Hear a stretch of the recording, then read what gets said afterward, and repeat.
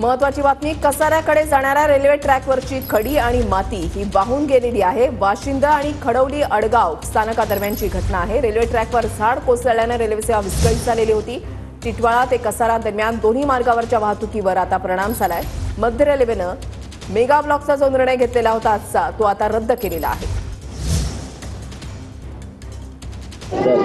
मुसळधार पावसाचा फटका हा मध्य रेल्वेला देखील पडलेला आहे। आज सकाळपासूनच कसारा ते छत्रपती शिवाजी महाराज टर्मिनसला जाणाऱ्या सगळ्याच लोकल ज्या आहेत त्या उशिराने धावत आहेत। मी सध्या उभा आहे शहार स्टेशन परिसरात आणि आपण पाहू शकता या स्टेशन परिसरात मोठ्या प्रमाणात गर्दी जी या ठिकाणी दिसून येते। एकंदरीत पाहायला गेलं तर आज पहाटे वाशिम स्टेशन दरम्यान एक झाड रेल्वे ट्रॅकवरती पडल्यामुळे मध्य रेल्वे विस्कळीत झाली होती। त्याचबरोबर आडगाव परिसरामध्ये ट्रॅकवर माती आल्याने माती पडल्याने मध्य रेल्वे जी पूर्णपणे विस्कळीत झालेली आहे। यासाठी मध्य रेल्वेच्या टिटवाळापासून कसारापर्यंतच्या सगळ्याच वाहतूक मध्य रेल्वेने बंद केलेल्या आहेत। अप अँड डाऊन आपण पाहायला गेलं तर आज रविवार आहे, रविवार सुट्टीचा दिवस आहे आणि आज विशेष मेगा ब्लॉक रेल्वे प्रशासनाकडून घेतला जातो आणि त्या विशेष मेगा ब्लॉकमध्ये रेल्वेचं काम देखील केलं जातं। मात्र आज जी रेल्वे